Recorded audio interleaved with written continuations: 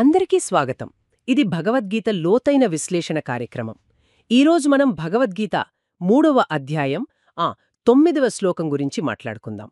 కర్మయోగానికి సంబంధించి ఇది చాలా కీలకమైన శ్లోకం అని మనకున్న సమాచారం చెప్తోంది. అసలు ఈ శ్లోకం యొక్క సారాంశమేంటి? అది మనకెలా ఉపయోగపడుతోంది? దీన్ని కొంచెం లోతుగా పరిశీలిద్దాం. నమస్కారం. అవును, మీరు చెప్పింది చాలా నిజం. ఈ శ్లోకం అంటే యజ్ఞార్థాత్ కర్మణోన్యత్ర లోకోయం కర్మబంధనః తదర్థం కర్మ కౌంతేయ ముక్తసంగః సమాచర. ఇది కర్మయోగానికి ఆయువు పట్టు లాంటిది. అవును. అసలు యజ్ఞార్థ కర్మమంటే ఏమిటి? మరి అలా కాకుండా చేసే పనులు ఎందుకు బంధిస్తాయి? మరి ఆ బంధం నుండి బయటపడేసే ఆ అనాసక్త కర్మ అంటే ఏంటి? వీటి గురించి ఈరోజు వివరంగా చూద్దాం. సరే, ముందుగా యజ్ఞార్థ కర్మం ఈ పదాన్నే తీసుకుందాం. అంటే మనం చేసే పనులన్నీ విష్ణువు కోసం యజ్ఞంగా చెయ్యాలి అనుంది కదా. అంటే ప్రతి పని భగవంతుడికి యజ్ఞంలాగా చెయ్యాలా? అదేనా దానర్థం? ఇది ఆచరణలో కొంచెం కష్టంగా అనిపించవచ్చు కదా. ఆ మంచి ప్రశ్న వేశారు. ఇక్కడ యజ్ఞమంటే అది కేవలం అగ్నిలో ఆహుతులు వేయడం మాత్రమే కాదు. ఈ శ్లోకం ప్రకారం చూస్తే విష్ణు ప్రీత్యర్థం అంటే భగవంతుడి సంతోషం కోసం ఒక నిస్వార్థమైన సేవాభావనతో మన కర్తవ్యంగా చేసే ఏ పనైనా సరే అది యజ్ఞమే అవుతుంది. ఓహో, అలాగా. శ్లోకంలో చూడండి, యజ్ఞార్థాత్ కర్మణః అన్యత్ర లోకః అయం కర్మ బంధనః అని ఉంది. చాలా స్పష్టంగా ఉంది. అంటే ఆ యజ్ఞం కోసం చేసే కర్మలు తప్ప మిగతావన్నీ అంటే అన్యత్ర ఈ లోకంలో బంధానికి, అదే కర్మబంధనః దానికి కారణమవుతాయి. కాబట్టి ఇక్కడ ముఖ్యమేంటంటే పని ఎలా చేస్తున్నాం అన్నది కాదు, దాని వెనుక ఉన్న ఉద్దేశం, ఆ భావన అన్నమాట. అర్థమైంది. అంటే మన ఉద్దేశమే ఆ కర్మ స్వభావాన్ని పూర్తిగా మార్చేస్తుందన్నమాట.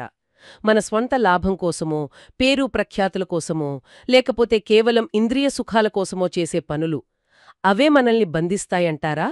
దీన్నే కర్మబంధనం అని అంటున్నారా? ఇది ఎలా జరుగుతుంది? ఖచ్చితంగా యజ్ఞార్థ భావన, ఆ నిస్వార్థత లేనప్పుడేమవుతుందంటే మనం చేసే పనులకి నేను చేస్తున్నాను అనే అహంకారం, ఆ తర్వాత నాకు ఈ ఫలితం కావాలి అనే ఆసక్తి అంటే ఆశ, ఇవి అంటుకుంటాయి.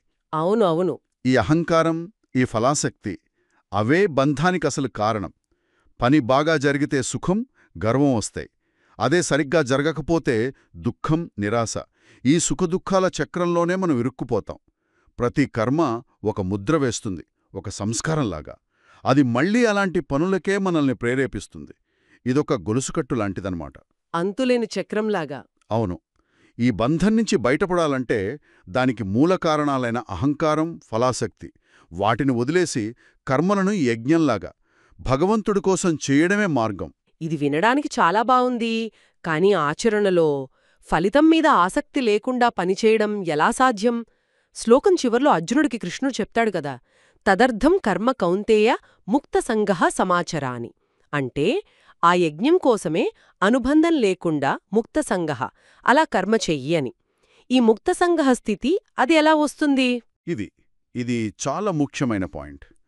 ముక్తసంగః అంటే పని మానేమని కాదు, పని మీద, పని వల్ల వచ్చే ఫలితం మీద ఉండే ఆ అటాచ్మెంట్, ఆ అనుబంధాన్ని వదిలేయమని అర్థం. ఓకే. పనిని శ్రద్ధగా చెయ్యాలి, నిపుణంతో చెయ్యాలి. కాని ఫలితం ఎలా వచ్చినా సరే దాన్ని భగవంతుడి ప్రసాదంగా స్వీకరించాలి. ఆ మానసిక స్థితిని మనం పెంచుకోవాలి.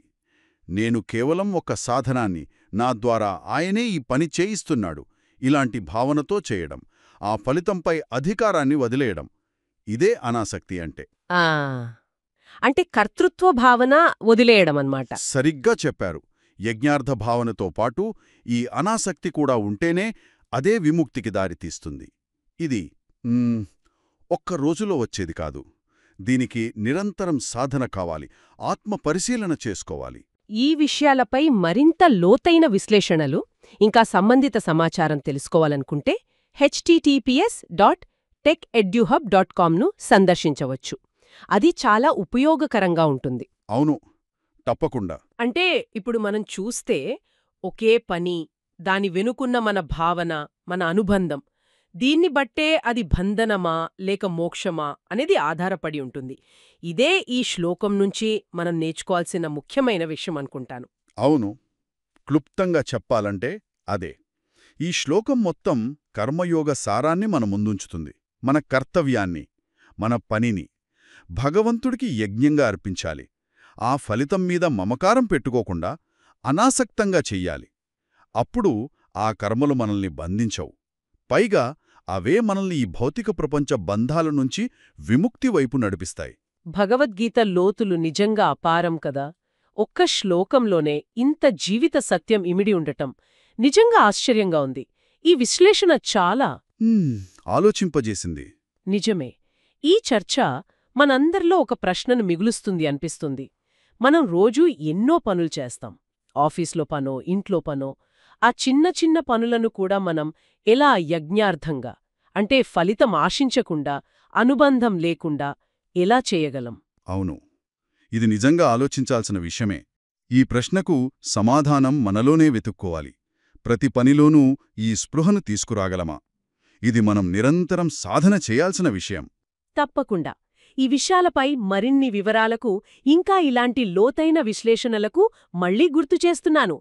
https.techeduhub.com ను సందర్శించండి.